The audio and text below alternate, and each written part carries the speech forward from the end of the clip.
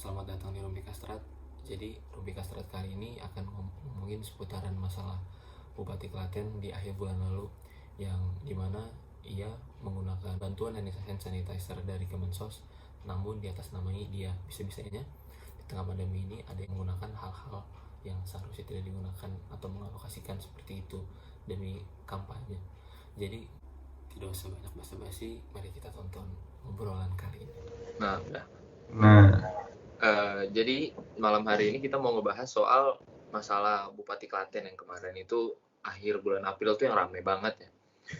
Jadi Bupati Klaten ini masalahnya ternyata dia itu mengalokasikan beberapa bantuan dari Kemenkes dan ditambahkan sama bantuan dia, yaitu hand sanitizer, mengatasnamakan nama dia. Terus gimana nih, Le? Apa aja sih yang dia lakuin itu? Atau apa sih yang bermasalahin? Kemarin yang gue baca-baca dari berita, salah satu dari kompas.com, si Sri Mulyani ini, Bupati Klaten itu ngebagiin hand sanitizer sekitar 10.000 buah di daerahnya. Nah, yang dipermasalahin itu karena di hand sanitizer itu ada stiker mukanya dia. Ada stiker Sri Mulyaninya. Nah, ternyata di Twitter ada yang ngebuat thread. Nah, di thread itu ada yang ngebuka plastiknya itu, yang covernya itu dibuka, dan ternyata belakangnya itu dari Kementerian Sosial. Bukan Kemenkes, Kemensos. Nah, dari Kemensos ini sebenarnya itu hand sanitizer ini dari Kemensos, tapi saat nyampe di pemerintahan Kabupaten Klaten, dia pasang stikernya dia. Nah, ini menurut masyarakat ada kampanye terselubung nih, karena nanti Desember ada pilkada nanti di sana. Jadi itu yang dipermasalahin. Terus kalau nggak salah itu sebenarnya yang dari Kemensos itu cuma 1.000 botol ya? Nah, dari thread itu ada sih pembicaranya si Sri Mulyani ngedefend lah, ngejelasin perkaranya. Jadi beliau mengatakan kalau sebenarnya yang dari Kemensos itu cuma 1.000 botol hand sanitizer. Dan 9.000-nya itu dari dana pribadi Sri Mulyani. Cuman mungkin kesalahan teknis kali ya. Jadi 9.000-nya yang harusnya cuma 9.000 yang dipasangin stiker Sri Mulyani, ternyata sampai 10.000 juga, sampai yang dari Kemensos. Sampai yang dari ini ya, mahasiswa UGM ini, mahasiswa UGM yang keluarin itu di Twitter ya. Thread itu ya. Terus yang apa namanya? Gue mau ngomong apa tadi? Jadi yang dipermasalahin sebenarnya kalau menurut gue ya, jadi kalau masa kampanye kan ada masanya sebenarnya. Karena kan masih terlalu jauh dari Desember gitu. Walaupun dia juga udah mau kampanye dengan 9.000 botolnya atau gimana, itu kan sebenarnya nggak boleh gitu, karena belum waktunya gitu masa kampanye. Dan dia mau nyalonin lagi, udah dua periode masih mau nyalonin lagi, terus curi start dari awal. Terus ada peraturannya juga. Terus yang gue baca-baca ini ternyata di Klaten ini 2 periode sebelumnya itu dipegang sama suaminya Bu Sri Mulyani ini ya? Iya, itu dia. Jadi udah ada nepotisme sebelumnya. Ini yang menurut yang aneh sih itu sih, kalau dari daerah-daerah biasanya banyak sebenarnya di Klaten. Kalau misalnya kita bukan di Klaten, maksudnya banyak di Indonesia sebenarnya. Kalau misalnya kita lihat lagi di daerah-daerah tuh banyak potensi nepotisme, korupsi, kolusi.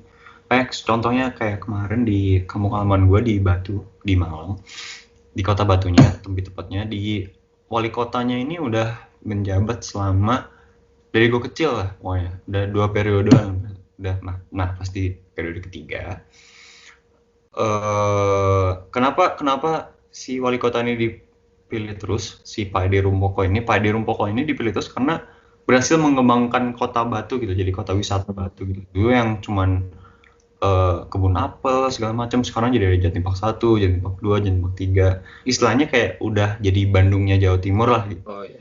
Jadi kalau setiap malam minggu Surabaya, orang-orang Surabaya Rame lah gitu ya. rame banget, macet. Tempat nongkrongan. Tempat nongkrongan segala macam, terus kayak hotel penuh, villa penuh, itu kan kayak Bandung persis lah, kayak pegunungan gitu. Nah, gue dulu sampai kayak gue belakangan ini pulang kampung nih, kayak setiap malam minggu aja udah penuh banget gitu loh jalanan, kayak nggak bisa keluar banget. Nah, kenapa dipilih itu sih? Karena itu berhasil mengembangkan kotanya gitu. Cuman pas di periode terakhir ternyata ketahuan kalau korupsi gitu, korupsinya dari tempat wisata itu. Jadi kayak dari kenapa orang-orang proyek itu gampang, ternyata ada juga duitnya yang dikorupsi gitu.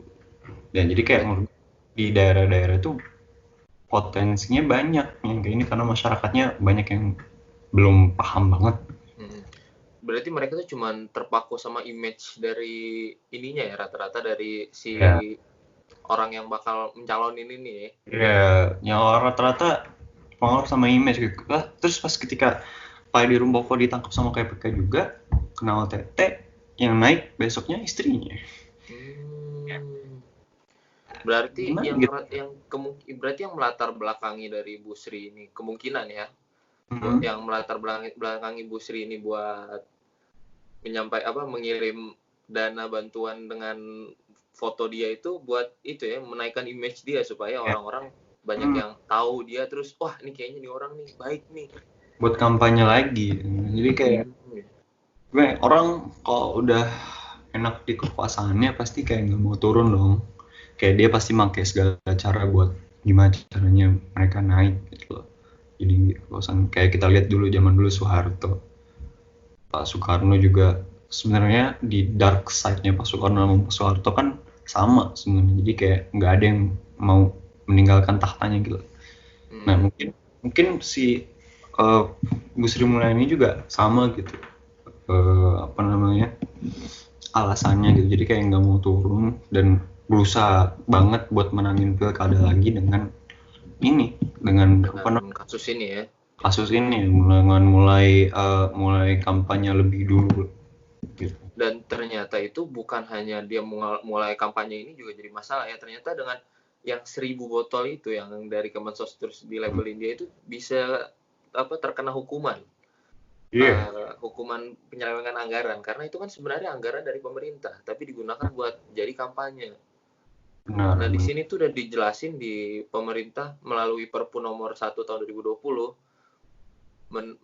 menggagarkan 405 triliun untuk penanggulangan corona. Ini kan untuk corona ya kan, penanggulangan corona. Dari total tersebut 110 triliun digunakan untuk menanggulangi program jaring perlindungan sosial, diantaranya melaksanakan program prakerja, program keluarga harapan, kartu sembako, dan tarif listrik bersubsidi. Dan ya bisa juga sebagai bantuan-bantuan pokok lainnya seperti hand sanitizer atau masker dan yang lainnya. Dan dalam kesempatan yang sama Pak Firly ini dari KPK menyampaikan ancaman hukuman bagi penyelewengan dana penanggulangan corona sangat berat. Ingat, ancaman hukuman mati koruptor, anggaran bencana, pengadaan darurat bencana, kata dia. Jadi sebenarnya juga kayak nggak punya hati juga sih. Iya. Karena kita lagi krisis gitu loh. Jadi kayak kita lagi pandemik gini gitu, ada COVID-19 ke satu dunia, malah Indonesia yang mengenaskan gitu, karena makin hari tuh makin naik angkanya, nggak berkurang-kurang gitu. Nah, pemerintah pusat udah ngeluarin caranya nih buat menanggulangi. Nah, gimana caranya biar nggak nyebar lagi segala macam. Nah, pemerintah pusat kan pasti nggak mungkin dong kayak langsung dari pusat ke satu Indonesia, karena Indonesia luas banget gitu. Jadi kayak harus ngasih ke perwakilan daerahnya masing-masing dong. Nah, kalau misalnya dari perwakilan daerahnya masing-masing udah mulai begini-gini kan gimana ya, kasihan masyarakatnya juga sih. Iya, makanya itu dia reaksi masyarakat kan langsung, wah iya, apa nih di Twitter langsung kan, orang malah banyak yang naikin hashtagnya biar rame. Bayangin orang misalnya kan di daerah, apalagi Klaten gitu ya, banyak orang petani kan pasti. rata-rata pekerja di sana kan petani. Bayangin petani nggak boleh keluar rumah. Mau macul apa dalam rumah? Makan apa? Makan apa? Jadi ada beberapa yang boleh keluar. Maksudnya kayak petani-petani gitu kalau nggak salah tuh masih boleh keluar asal karena pekerjaan mereka kan nggak jarang yang ngumpul gitu loh. Biasanya Iya, ya mereka di satu lapangan besar gitu. kawasan itu masih bisa. Maksudnya tadi bercanda aja gitu.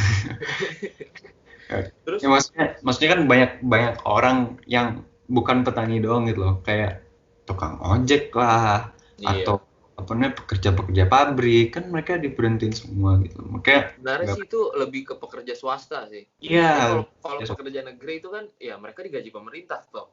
Tapi iya. kalau pekerja swasta itu gimana? Direkturnya juga susah, apalagi sampai OB-OB-nya pun susah. Itu yang menengah ke bawah kan kasihan gitu. Maksudnya kayak dengan dampaknya PSBB ini, jadi banyak pekerjaan yang nggak bisa dilakukan gitu loh. Jadi banyak orang yang butuh bantuan gitu. Kalau misalnya bantuan ini nggak disalurkan dengan baik, gimana masyarakat kita mau hidup gitu. Orang lapar tuh pasti akan mencari cara buat makan gitu. Iya, Pasti, dan cara-caranya kalau misalnya orang udah kelaparan banget, pasti berujung ke nggak waras gitu. Takutnya nanti bakal ada riot lah atau apa, kan bisa bahaya buat Indonesia sendiri. Jadi maksudnya eh, tindakan Sri Mulyani ini nggak etis sih iya. menurut kayak Wajar lah masyarakat pada marah iya dalam kondisi seperti ini soalnya. iya kondisinya lagi mengenaskan banget gitu loh. Walaupun nggak di kondisi seperti ini juga ya, dia juga bermasalah. Hmm, Berkaitan tentang ya kita belum mulai masa kampanye, dia udah kampanye. iya, maksudnya kayak banyak pasal gitu loh yang bisa menjerat dia gitu. Cuma harus kita lihat perkembangan lagi gimana pemerintah menghadapi si bupati ini gitu. Dan ternyata itu dilansir dari Twitter juga ini Gubernur Jawa Tengah Ganjar Pranowo itu nge-tweet, sudah saya tegur. Nah, berarti dia udah dikasih peringatan setidaknya sama Ganjar Pranowo ini. Iya, Bapak Ganjar Pranowo. bagus sih sama Bang Hajar udah. Tapi sekarang media gampang banget ya, jadi kayak kita Iya, dia perkembangan tuh gampang banget gitu. membesar-besarkan masalahnya tuh keren banget. Langsung jadi viral gitu. Iya, dari Twitter tuh gampang. Gak perlu nonton TV One lagi, Metro TV nggak usah baca di Twitter keluar semua. Lihatnya di Twitter ya. Lihatnya di Twitter.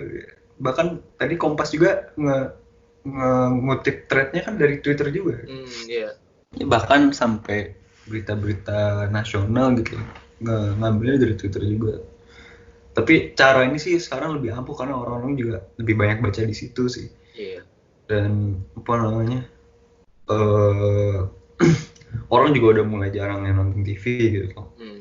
Ya.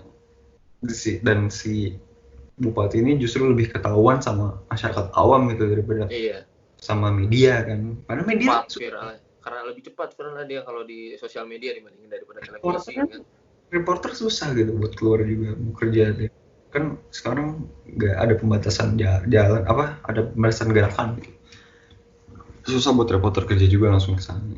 Jadi ya bagus sih, jadi Twitter bisa, tapi bahaya juga sih sebenarnya. Kalau dari Twitter bisa kredibel, bisa juga enggak gitu. Wah, rawan banget sosial media tuh buat ngasih berita yang valid gitu.